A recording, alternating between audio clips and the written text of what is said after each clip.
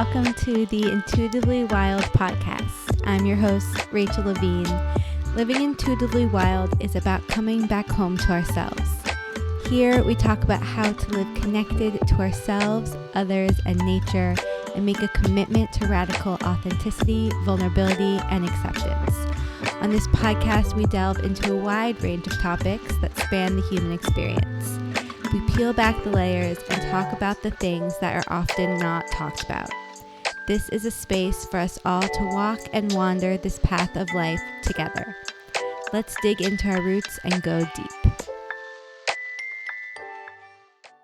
I've been so looking forward to this, and welcome everyone to our first Tea Time Talk.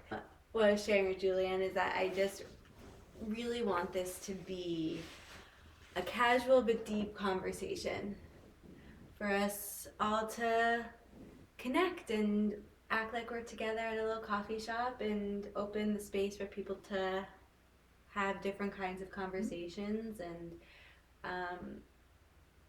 just connect deeper with each other. And I'm so grateful you're my first guest.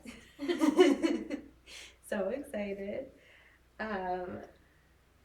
Julieanne, was the photographer for my brand shoot, which, for those who don't know, talking comes easier to me than photography and like visual aspects. So it was a challenge for me for sure, but you made me feel very comfortable. Now it's my turn. Yeah. To go outside of my element. Exactly, but it's gonna be fun. Okay, so the first question that I start all my conversations off with is, what is something that you think most people don't know about you that you wish that they did?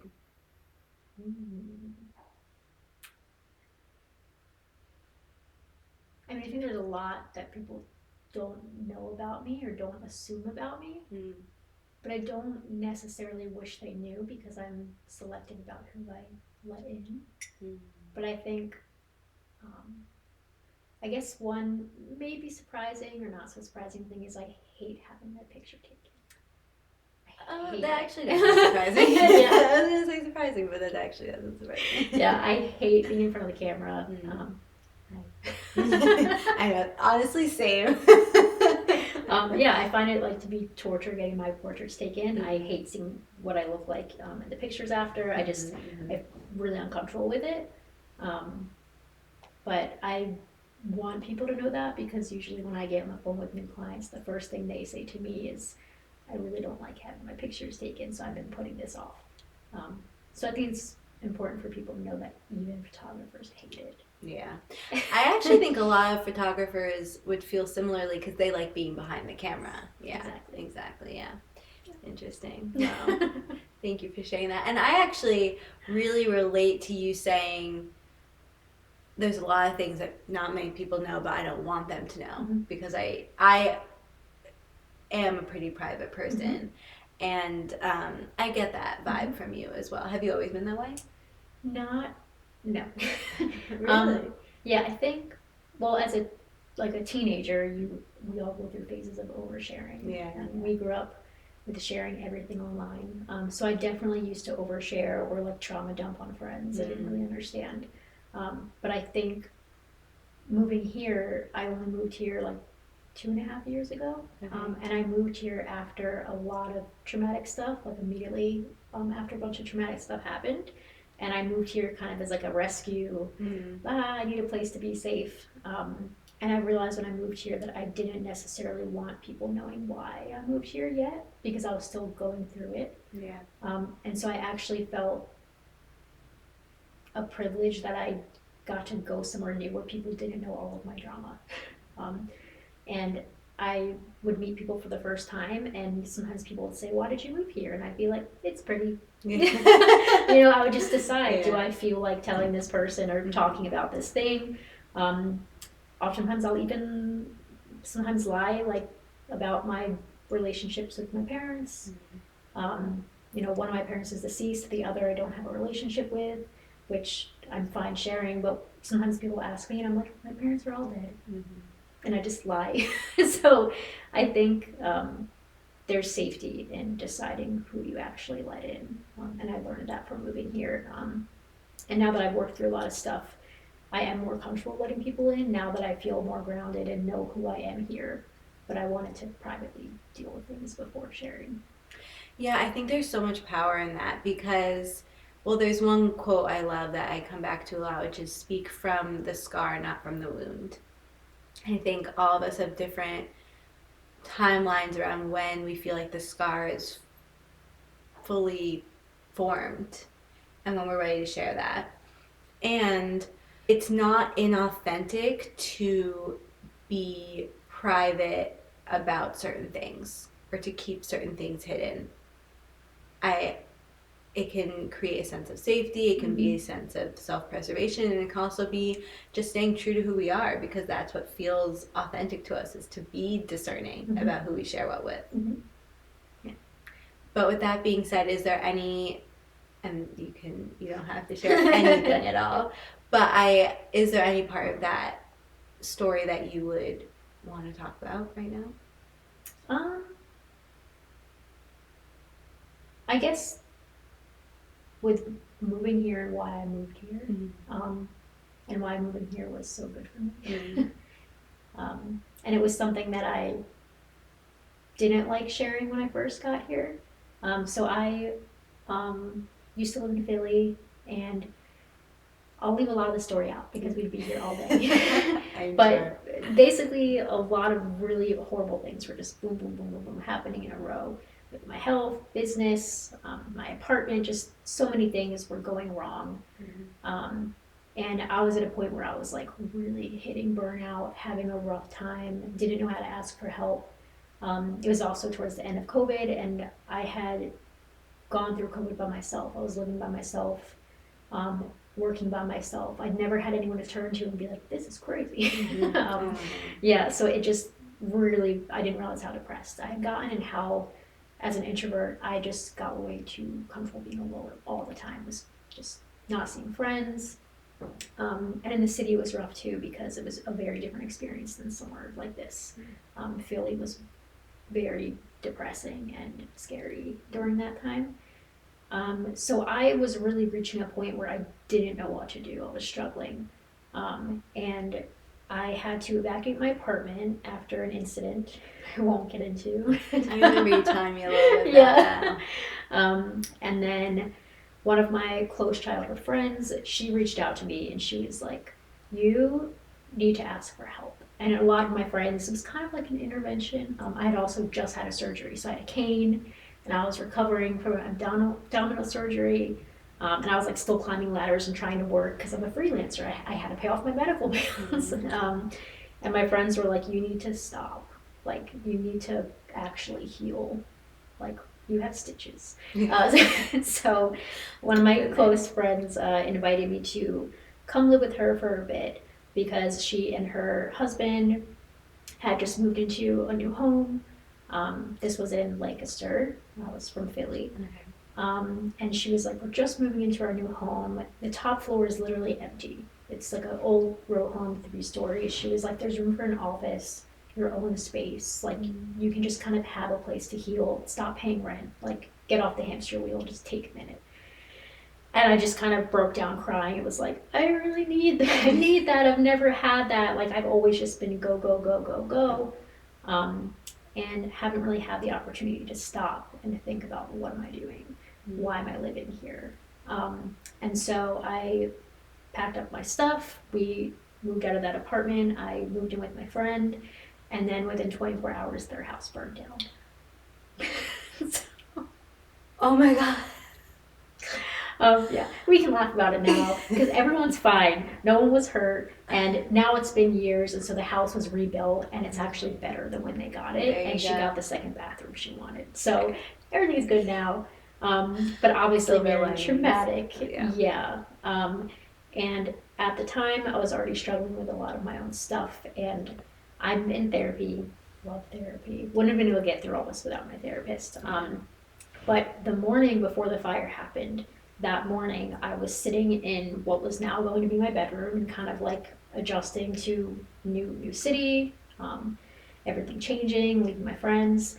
And I was talking to my therapist and I said, okay, I don't know how to convince my brain that I'm safe now because I've never felt safe before. And I just moved in with a friend and I'm giving myself time to kind of get comfortable with taking help and not having to do it all alone. But I just don't feel safe yet. How do I convince myself that I'm safe? And so I was sitting on my bed and we kind of chose a spot in the room and she had me saying it out loud, like, I'm safe now, I'm safe now, I'm safe now. And we were working through that. And then within a couple hours, that bed was gone. Wow. So I was like, okay, this is going to take a while to come back from. So I ended up calling my sister because, as I mentioned, parents are not in the picture. So I called my sister who lives in Woodstock area, West Hurley. And this is the short version of the story, believe it or not. No, this is yeah. So I called my sister because for years we've been talking about living somewhere like this together. And that was like a long-term plan. I didn't think I'd be doing that till later on. And I called her and was like, hey, remember how you wanted me to live, in New York with you, somewhere upstate or something? How about I live in your house with you? Because I don't know where to live. So she was, of course, really upset, but also like, yay. So, how long had she been here for? She was still adjusting. Okay. So she and her husband are in Brooklyn, and they were making the transformation to West Hurley. And so they had a fixer-upper that wasn't quite totally ready to be lived in yet, but I kind of had them speed up the process. Needs to be ready now. And my sister was like, well, I'm kind of in the process of transitioning there full time.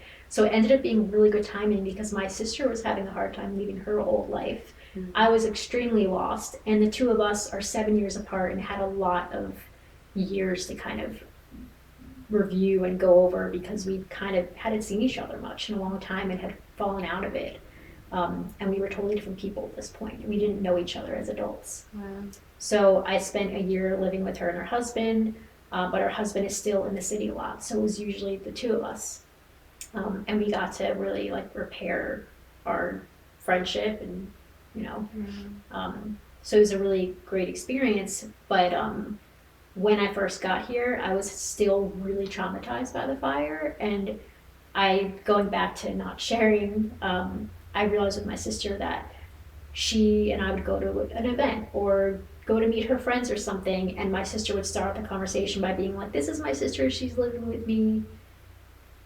And then somehow the fire would come up, and then I'd feel myself just getting really anxious and upset. And I ended up realizing, I don't think I want people to know I live with you or that there was a fire. How about we just don't say I live with you? Not that I'm embarrassed about her, but that when you introduce that, there's more questions. And then I have to keep, peeling back and talking about these things that I wasn't ready to talk about yet. Yeah.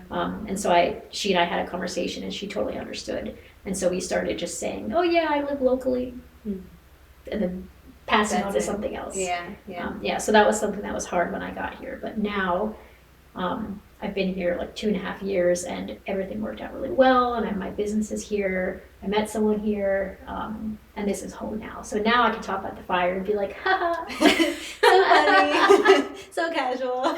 Yeah. So. Wow, thank you for sharing that. And I think it takes so much self-awareness to realize that you're feeling that sense of discomfort come up and why. Because some people might not realize that they're feeling anxious or where that's coming from when they're in that dynamic with their sister. And then furthermore, to then be able to say to her what's happening and have that conversation. Yeah. Was that challenging for you at first? Not really, as far as talking to my sister. Because I'm in therapy and she's in therapy. Yeah. That's what you need. So really. Yeah, we understand how to have those difficult conversations. Yeah. And she totally got it. She was like, oh yeah, okay. We'll find another way to talk about it. I also found that a lot of my discomfort was just coming from not knowing the other person. Yeah. And people respond very differently to news like that. So some people, when you say there's a fire, they follow my energy and they laugh if I'm laughing. They're like, okay, she's laughing. I guess we're laughing about this. Sometimes people ask thoughtful questions like, are you okay? Like, how are you doing now? But unfortunately, the number one question whenever you say there's a fire, they say, how did it happen? Mm. And it's in a very gossipy way, like they want to know for themselves. And I just found myself really offended by that because I was like, who is that question for? I mean, to answer the question, it was electrical. But what if it hadn't been? Yeah. Like, what if I had accidentally burned down my best friend's house? Mm. That could have been a really awful thing to ask me. So I found that I didn't want to talk about it, mainly because sometimes other people's reactions would trigger me. Yes, that makes so much sense to me. And obviously, for the most part, I'm sure those people aren't responding with bad intentions. But I think there's definitely something to be said for having that foundational sense of comfort with someone before sharing these things. I feel the exact same way. I've had the experience where sharing past experiences I've been through has been very healing for me, being able to start opening up and having those conversations and sharing with more people. But I still do it in a way that allows me to feel safe, you know, and I decide what I'm saying and how I'm saying it, when I'm saying it, and that's authentic for me. And I keep thinking about that moment you had with your therapist where you were like, I don't feel safe.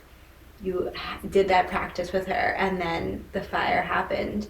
So how did you begin to rebuild that sense of safety for yourself? My first go-to is usually at the beginning is humor. Because in dark times, sometimes it's all you have. Yes. And at this point, it literally was all I had. So my friend that I was living with, who went through it with me, I had to take pictures of the fire, and I had pictures for insurance reasons. I had pictures of the bed, just like for your portfolio. Yes, for my website.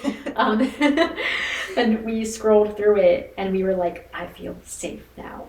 I'm safe now. And we're like making jokes. That was the first thing, is just learning to laugh about it. It's a way to accept this happened. It sucks. It happened though. But then it was rough after that. Because I was very misplaced after it happened. So after a fire, people don't realize that there's a lot of homework. You don't just walk away and say, bye house, and then move on to your next life. You have to stay around. You have to visit the house. You have to do a lot of paperwork, a lot of insurance stuff. And so I had to stay local. But at that point, there was nothing else there for me. It was an area I didn't know, and we ended up having to stay with my friends, husbands, parents, you know, and I was like wearing my friend's father-in-law's hoodie. You know, I just was in a total strange place. And it was, you know, in kind of more of a farmy area, and I didn't have a car. I didn't know how to drive yet.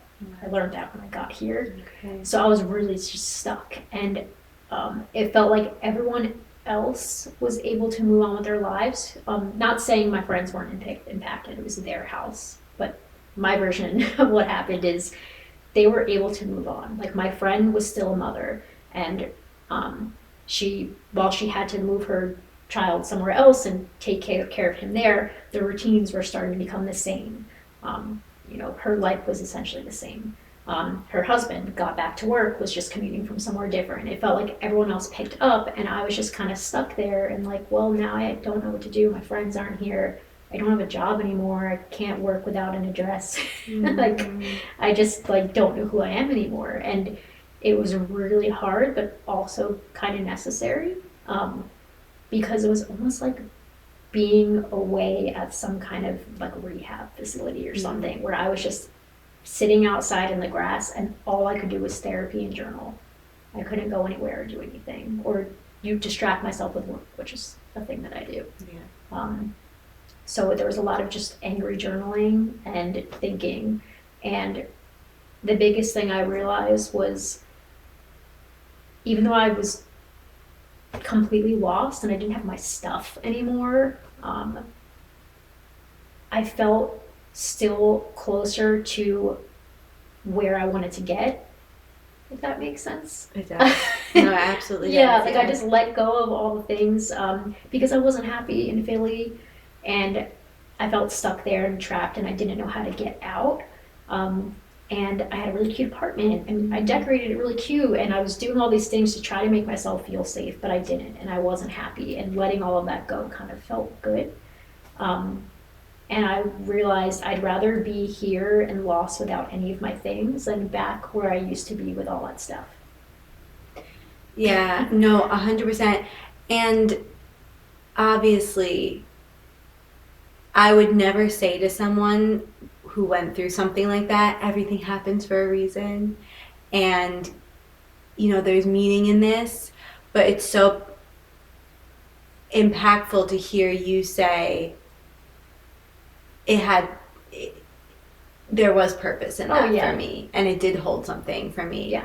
And, metaphorically, people say sometimes you have to burn your whole life to the ground to start out fresh. Yeah. The universe is just kind of like, you gotta burn your whole life to the ground. Exactly. And my friends were like, you went through literal burnout. Mm-hmm. Like in your body, your home, like in everything, in all the ways. And I came out a lot better.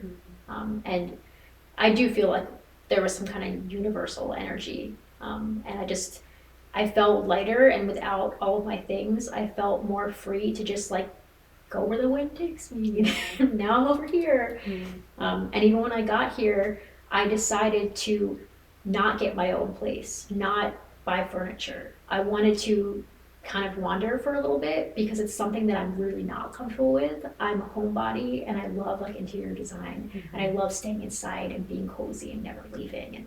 And it was really hard for a few years to just not really have furniture and to be able to fit my belongings in a box and wander and sleep on friends' couches. Mm-hmm.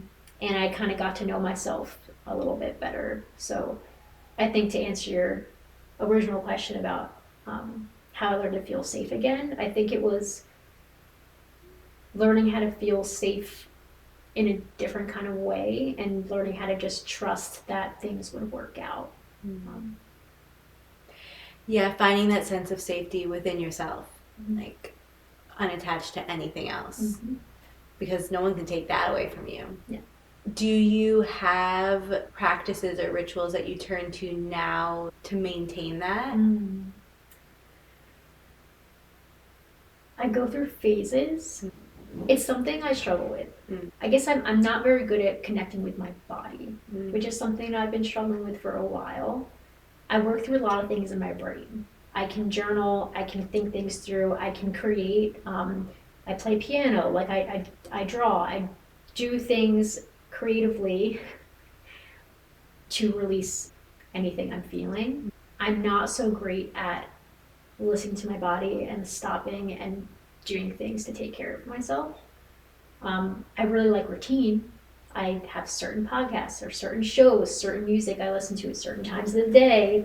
Because as a freelancer, you need things to kind of bookend your day and, have some sort of routine. Instead of commuting to work, you can go for a walk or something. Yeah. So I'm good at that for my business.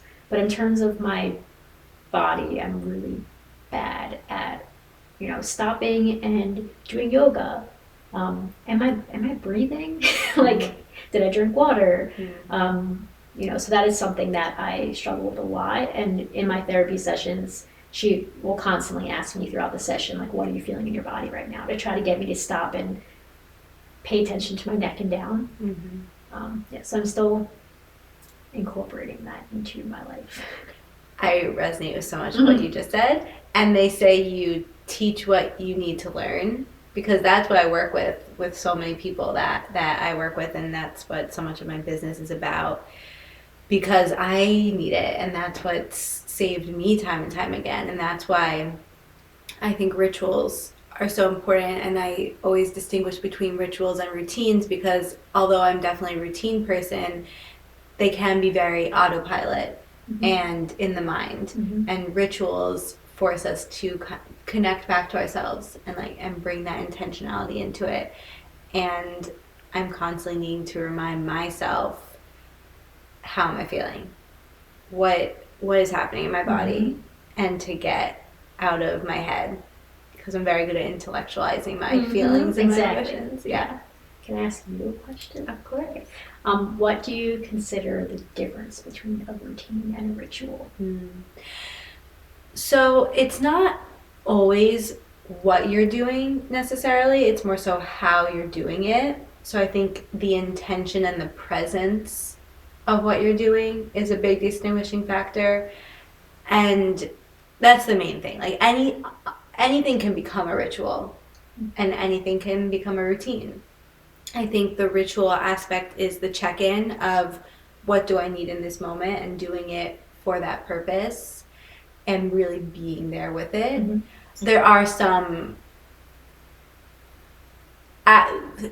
activities that are more rituals in a more ceremonial way, but I think in the day-to-day action of it, it's the intention energy. Really, the check-in, the pause is the most important part. Yeah. And I think that's really important for creatives too, because it's not your typical desk work where you're doing math or taxes. Of course, there's all that stuff when you have a business, but I find that in my job, maybe the hardest part is having to wake up and say, okay, today I have to be creative, even though I'm not feeling it. And so you have to learn how to create space for that. And I do have little rituals to help myself get in the mood when I'm in my studio alone and I have to shoot products and stuff because there's no people there creating energy. I find that as any kind of creative or freelancer, you do need space and time to do nothing. To just kind of let your brain wander or listen to music or just feel inspired by your surroundings, because without that you just kind of feel lost and tired, and it can be hard to create for other people.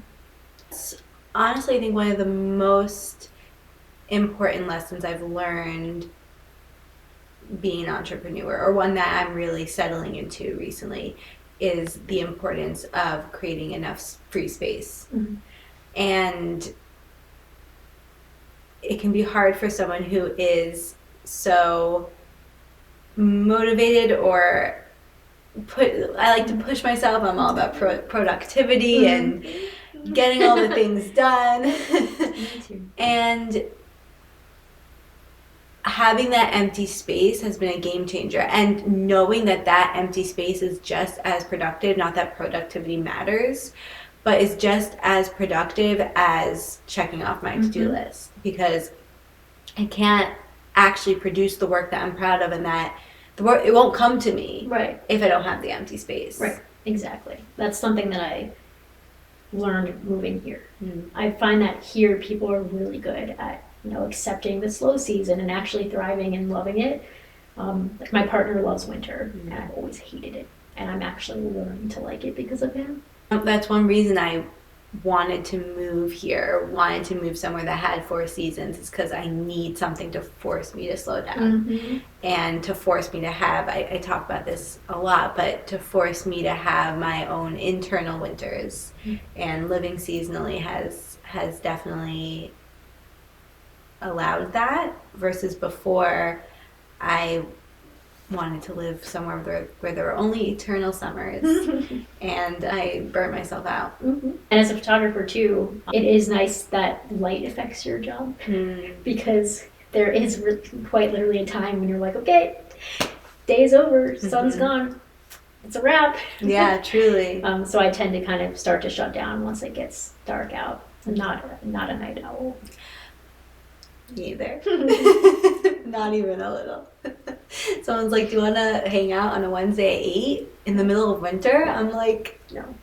That's unheard of. No. I'm in bed. I'm curious, how did you meet your current partner? That's actually a pretty cool story, and it kind of plays into the fire story. So how I met him was actually, I was out with somebody else. Okay. And it wasn't going well at a bar. My partner knew him through people. They're not friends, but they train at the same gym. I was sitting at the bar with a group of people, and the person I had been there with got up and got distracted by someone at the bar and didn't really come back.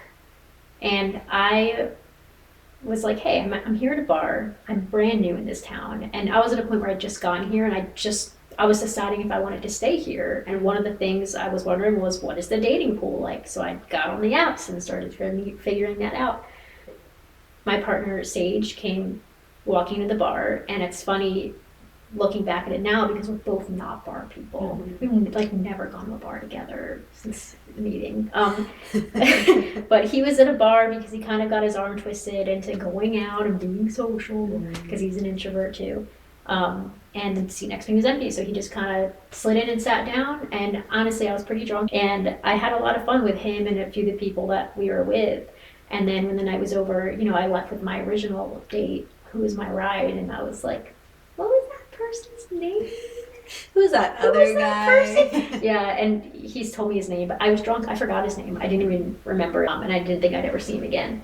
And then 2 months later, I was back on Hinge, and we came across each other, and we were like, hi, I know you. And we were both interested, and it was nice because we didn't have to have like the first date. We were like, well, we've already gotten a drink. Yeah. So, I don't know, let's just go out. Like, we just liked each other, and it was just easy. We just dated from then on. But the cool part about it is that after the fire happened and all the bad things kept happening, my friends kind of developed a joke where they all said I was bad luck because any place I lived, things went wrong. And, you know, I moved to my friend's house and 24 hours later it's burned to the ground. They were so, you know, when I had to sleep on a lot of couches after that.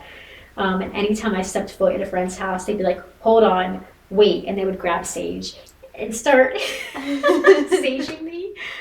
Friends were sending me sage in the mail. My friend Joy, she does these little birthday paintings for each of her friends where she decides their spirit herb or their spirit fruit or veggie, and she paints it for them. I love that. And then you wait in the mail like, what am I going to get? And of course she painted me sage. Yeah, so I really started to connect with sage, and it was just, you know, I had the sage painting hanging in my room at my sister's house. And then, of course, I met my partner, and his name was Sage. And so all the girls were like, well, clearly you got to stay with this one because you need the luck. Exactly. Now he's your good luck charm. Yeah, and ever since I met him, I mean, it's been great. Mm-hmm. Like, being with him is the easiest thing. And you both being introverts, how does that dynamic work? I love it. I would say our one struggle is, like, pushing ourselves to leave the house, pushing ourselves to go out. It's rare we have the same day off, and we will. If we'll have a day off, we're like, okay, how do we use this day off? We feel this pressure to actually do something. And then we'll end up being like, do you just want to go to like Old Ford and get milk? And then we find ourselves back home and are like, we did it! That was the date! We ventured out. Yeah, so we do struggle with that, but for the most part, it's really nice because neither of us ever forces the other to hang out or be talkative. We both go through phases where we're really talkative. We go through phases where we're just kind of silent, and we're very open about it. So one of us will come home from work and say, I'm feeling like I want to be alone tonight. I'm going to go read my book. Mm-hmm. And the other person is like, oh, okay. Like, me too. Mm-hmm. But oftentimes what happens is we will express that we want alone time. It's like we don't want to sit on the couch together. We don't want to hang out. But because the other person receives it so well and is like, that's fine, we end up hanging out. Mm-hmm. Because we're like, well, actually, you're pretty cool. I actually really like you. Yeah. That typically is what happens. So I'd say it works really nicely. Yeah, it's so important to talk about all the different dynamics in relationships because there is no right or wrong, good or bad. It's so unique to each person, and you just have to find the person that it clicks with. Yeah. Yeah, we balance each other out because like you were saying with yourself, I am very productive. I have a really hard time just relaxing and doing nothing. You know, even this past weekend I bumped into someone and they were like, how's your Sunday? And I was like, oh, it's good. I'm just having a really relaxing Sunday. I vacuumed, I cleaned the bathroom, I did my taxes. And they're like, what? That's not relaxing. And I'm like, but it is to me. It's the Virgo in us. Yeah, exactly. So I really struggle with giving myself permission to just relax. Mm-hmm. And he is more the opposite. He loves relaxing. And he isn't as on top of things. You know, he's like, I don't want to vacuum, I want to lay down and, you know, sink into the couch. And so we kind of help balance each other out. I push him a little bit, but he's also like, chill. Yeah. Yeah. It's always good to have someone to remind you to chill. Yeah. And to do the opposite when you need to. Yeah. What do you feel like is a theme in your life right now that you feel like keeps popping up? Because it sounds like you're in a different season of your life than you were years before you moved here. Yeah. So does that feel true? And do you feel like there are different lessons you're learning now, different things popping up for you to process, or what is that looking like? I'm definitely in a different phase of my life. I think the phase I'm in right now is learning to not be so controlling and to just kind of let things be and trust in that. And I guess that's the lesson that I'm learning. Slowing down has been a big theme. Slowing down, listening to my body, eating better. That's a big thing people do up here. Yeah. Just taking better care of myself. I would say I'm in a phase where I'm trying to learn how to do that and prioritize that. And I'm no longer in the hustle phase of my life. Living in the city was very hustle bustle. And it was kind of shocking when I moved here and things were slower. But now I really love it. I love it. And that makes sense to me because, like we were talking about beforehand, you had to really learn how to feel safe in your body. And I feel like if you don't have that sense of safety, you never are going to be able to move past that and then take a look at other areas of your life. Right. You know, you need that foundational safety first. Right. So now that you are more rooted in that, there's other things in life that can pop up for you. Exactly. Pretty much my entire life has been in survival mode of trying to get from one catastrophe to the next and hardly getting over the thing that happened before the next thing happens, and which is why I've been so stuck up here. And it's hard learning how to not be in survival mode. Yeah. Which pretty much is why I'm in therapy. So it's not something I'm very good at. It's why I'm so productive, because it's almost like I'm preparing for the world to end or preparing for the next bad thing to happen. And I think I'm 33 years old, and this is the first time ever that I feel safe. I mean, outside of all the things happening in the world right now, we're not talking about that, but as far as my personal life, how I'm looking at my business, the people I'm surrounded with, my sister, my partner, his family, the environment I'm living in. I feel safe for the first time, which is great. But now I'm like, oh, I've never been here before. So now what? Like, hobbies? what do people do when they're not focusing on surviving something awful? Yeah, something that's a little bit uncomfortable for me. I don't really know how to do it properly. So I'm feeling that out. Yeah. No, I get that, because sometimes it feels like the empty space is unsafe. And so it wants to push me into the chaos. And I have to be like, no, this is safe. I'm safe here. This is okay. It's just uncomfortable. Are there any fun hobbies that you've tried? I would say a lot of my hobby. Well, it's hard because my big hobby became my job. So, so I often just get stuck in like creating the same, whether it's work or personal. A lot of my hobbies they've been by myself. Not necessarily fun things I've tried outdoors or anything like that. But I play piano, and I started with drawing. So if I get in the mood, there's drawing, sketching. I have a keyboard in my bedroom. I'll play piano. So those are the hobbies that I really enjoy. But as far as new hobbies, I am looking to find some. Me both. I definitely want to get more into fitness, but it's something I've been avoiding because it's uncomfortable for me. I want to try getting a trainer or doing Pilates, or I do yoga in the privacy of my room, but I would like to try to be a little more social about it and going to classes and stuff like that. But that falls under the whole issue of me learning how to have a relationship with my body, and I avoid that. So I'd be happy if I got over that. Yeah. No, I get that. And that seems to be a common factor with why people avoid yoga, because it brings that mind-body emotional connection. And starting by yourself in the privacy of your own home is always a good place to start.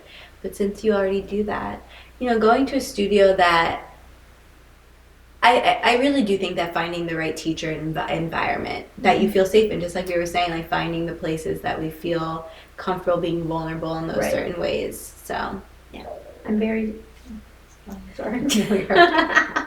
Yeah, I'm very slow at like getting into new social circles or entering a room with a group of people. I never did well in school, like in classrooms that were big, and I didn't want to raise my hand in front of other people. I was a student that would fall behind in class because I was too scared to ask a question, and then I'd go after school and sit alone with the teacher and be like, "Can you teach it again now that we're alone?" So I get nervous about that, but I think it's something that I should do. Yeah. Well, I mean, I only say yes because it seems like that's what you're being drawn to. There's no right or wrong or shoulds, and everyone's process is their process and timing is their timing. Yeah. But I'm excited for that journey for you. We'll see. What do you feel like you're in touch? If I were to ask you, what is your greatest desire right now? Do you have something that immediately comes to mind? Yes. Are you open to sharing? Oh yeah. I mean, it's similar to what we've been talking about with body. I think my biggest desire is to connect with my body as a woman. Because I have endometriosis, and it was something that I didn't understand for so long. And I had my surgery for that right before the fire. And at that time, my goal was get this surgery, like it was almost like a new beginning. They go in and they get all the gunk out, and the surgery doesn't fix it. It's just temporary, and you have to have more of them. But right after that surgery, you heal, and that's supposed to be like a really good time for you because it's the best you're going to feel. And my goal at that time was, okay, like go to physical therapy, like really understand that part of my body, learn what it feels like to not be in pain all the time. And then it was fire. And all that stuff got put in the back burner and just became another thing I couldn't think about. And I feel that I've really been struggling with my relationship with being a woman and being a woman with a health condition, and having a small business as a woman, things going on in the world. So I think that I would like to understand my body better, understand my cycle better. So that's probably my biggest desire. I really love that.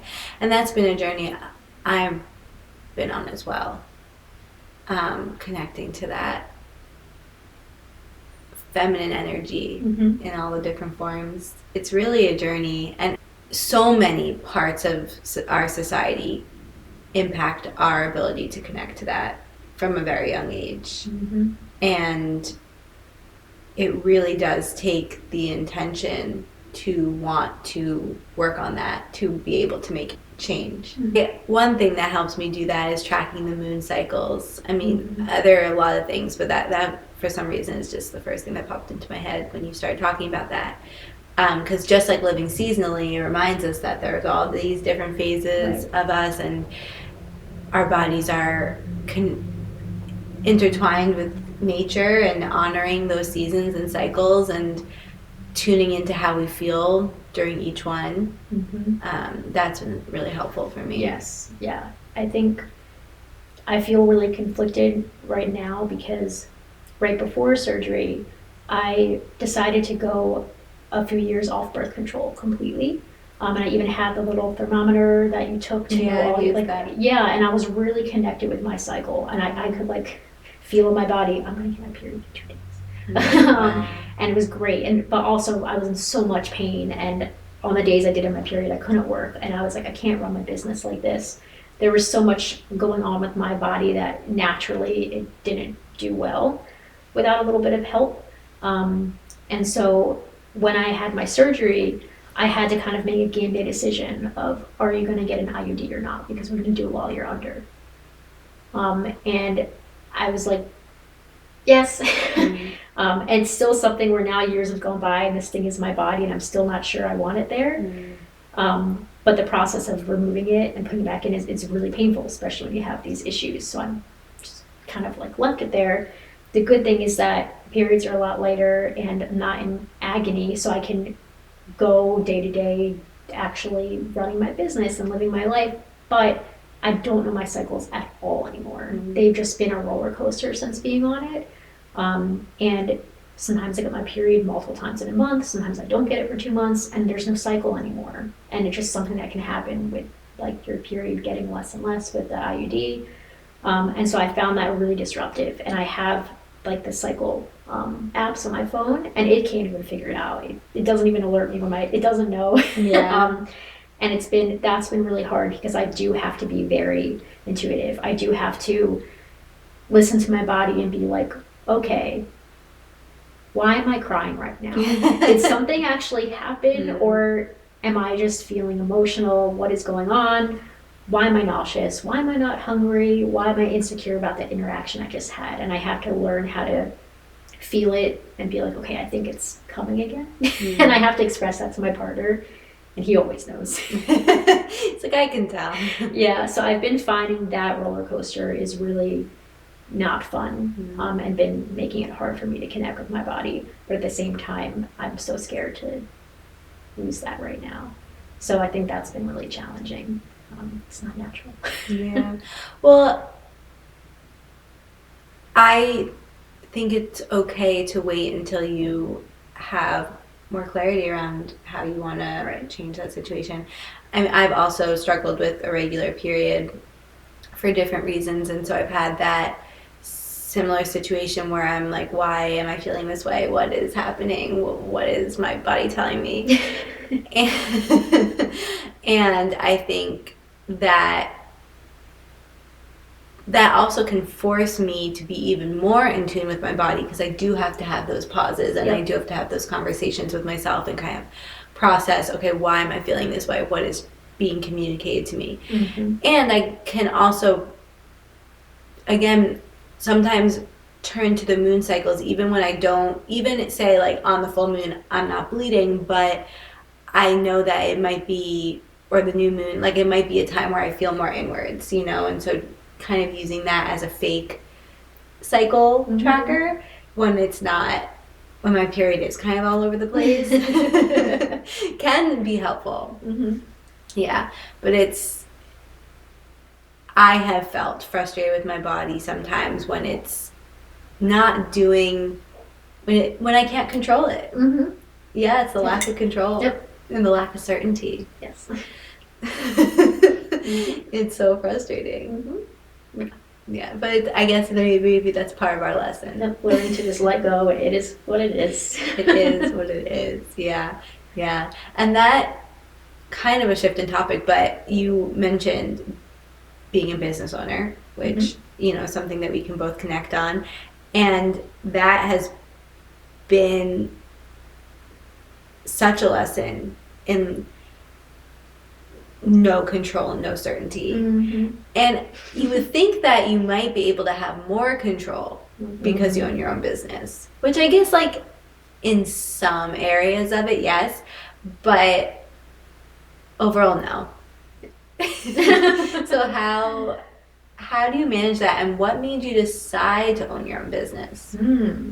For me, there wasn't really a decision that had to be made. I just kind of always knew it was what I was going to do. I am neurodivergent. I hated school. And I was always creative, and I always struggled in every other class. So the moment that I realized I was meant to do something creative, I can still remember I was 7 years old.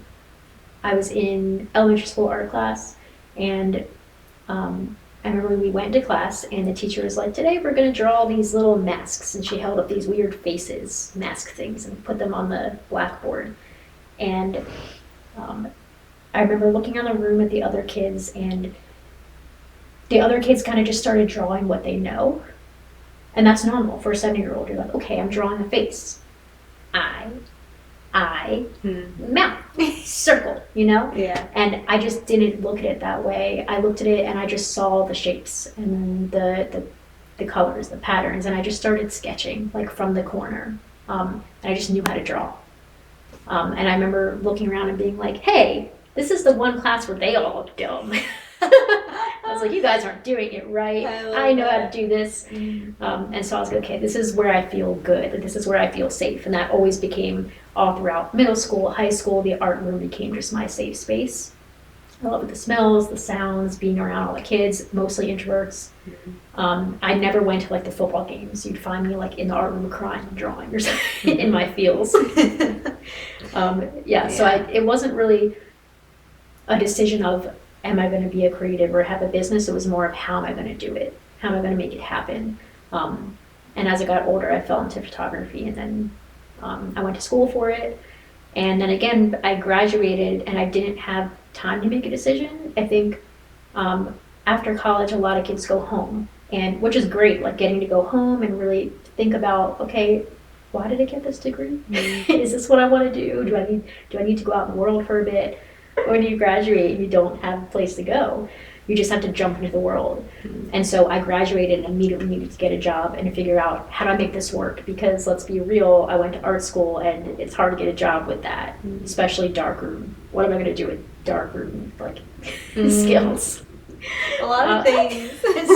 And it wasn't really, am I going to do this? Do I want to do this? It was like, no, I have to do this. It's got to work. And I think that because of that, I just made it work.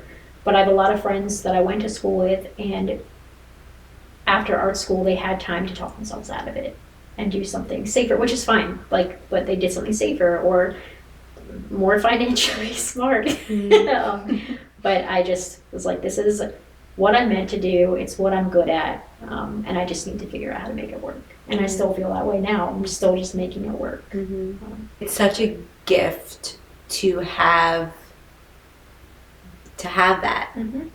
I feel similarly with where I'm at in my business of, like, it's not an option. Like, I'm gonna make this happen, and it, like, I don't care what I have to do. Like, I'm gonna do it. And also I feel like this is what I'm meant to do. And that knowing is what draws me forward, even when I'm like, what am I doing? Like, what am I doing? This is never gonna work. X, Y, and Z.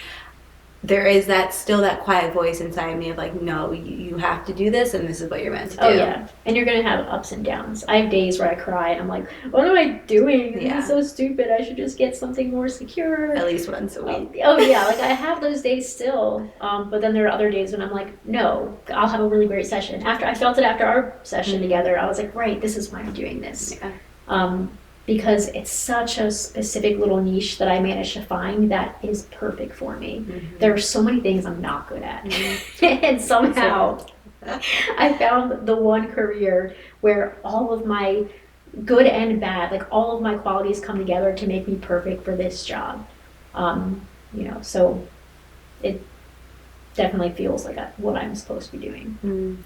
Yeah, and I love how you put that, because that is truly what I think alignment is just owning all of ourselves and letting it all come to the surface and letting that be our purpose. And it doesn't have to be a career, it doesn't have to be work if that's not, what it is for each person, but just owning who you are, knowing who you are, and stepping into that and letting that be what shines through in your life is not something that everyone's able to do. Yeah. When you're young and you're in traditional schooling, when I've had this conversation with a lot of creatives, I had the same conversation yesterday with a creative where a lot of creatives think differently. And so when you're in school, you're in high school, you might be struggling and you don't test well and you don't fit in the box they want you to fit in. And it's really sad, because I know a lot of us grew up thinking we were stupid. I thought I was so stupid. I still struggle with having that insecurity. I have ADHD. I also am a little bit dyslexic. I don't retain information well. I don't remember names well. But just visually, my brain works so differently. And I think that once you understand how your brain works, it's actually more of a superpower. And I wish that I could have known that when I was younger. Like, I wish current me could have gone back and been like, psst, none of this matters. School's kind of dumb. I wish that someone had sat me down when I was showing up for my math class crying every single day and said, it just doesn't matter. Really, I mean, yes, is education important? It is. But staying in school. But I think that it's good that we're learning that brains are all different. And when you really look at high school, for example, they're training you for a 9 to 5. Mm-hmm. That's what it is. They're training you for a desk job. Mm-hmm. And if you're struggling in high school, it usually just means that you're not meant for a desk job. You're not meant to have a 9 to 5. You're meant to do something different. Yeah. And there's plenty of other things out there, so that's totally fine. It doesn't matter what grades you get. Yeah, absolutely. And I think less people are meant for a 9 to 5 desk job than think it's totally unnatural. Yeah, it's so unnatural. And it does seem like that conversation is becoming more widespread. Mm-hmm. Especially since COVID. Yeah, which I'm really grateful for. Yeah. High school was almost the death of me. Yeah. We would have been friends, though. Yeah, absolutely. We would have cried over our tests. We would have, except for we might have both been too introverted. Oh, but hopefully we would have gotten there. We would have found each other. Yeah. This has been so wonderful. Living intuitively wild means living dedicated to your true, authentic self, no matter what. How do you feel like you live intuitively wild? I think kind of what we were talking about, sticking with my gut. Even when times get really tough, I'm still doing this photography thing. Mm-hmm. And I think by especially physically opening my studio space and creating this space that feels like me. Mm-hmm. And it's almost like it is a living room. There's a living room in there, lighting a candle, doing my little rituals in my space, and just kind of grounding myself in a space that feels safe for me and for other people, and blocking out some of the noise sometimes. I think just staying focused on that. It's like the one thing I know. Yeah. No, it's so powerful. And knowing how to create a space that feels safe allows other people to feel safe in your space, mm-hmm. which is such a gift. Yep. Thank you so much for doing this. Thank you. I also want to share, we didn't share this at the beginning, but my power actually went out like 5 minutes before Julieanne got here, so we couldn't make our tea, but I had my leftover tea from breakfast, and she had her coffee, so we made it work. We made it work. And you can't control things. Exactly. Can't control things. Thank you so much for joining me on this episode of Intuitively Wild, the podcast. I hope it helped deepen your connection to yourself, sparked some insights, and inspired you to live intuitively wild. If you enjoyed this podcast, it would mean so much to me if you would share it with others and leave a rating and review. And please reach out to me. I would love to connect with you. I will see you next time for more magic.